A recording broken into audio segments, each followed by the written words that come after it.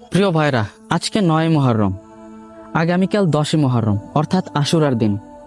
এই আশুরার দিনে ইসলামের ইতিহাসে অনেক ঘটনার সাক্ষী রয়েছে। এই আশুরার দিনেই কিন্তু আমাদের প্রিয় নবী হযরত মুসা আলাইহিসসালাম আল্লাহর রহমত এবং কুদরতিভাবে ফেরাউনের জুলুম থেকে মুক্তি পেয়েছিলেন।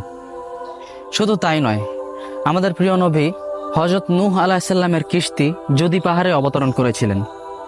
এমনকি হযরত হুসাইন রাদিয়াল্লাহু তাআলা আনহু কারবালার ময়দানে শহীদ হয়েছিলেন একই দিনে।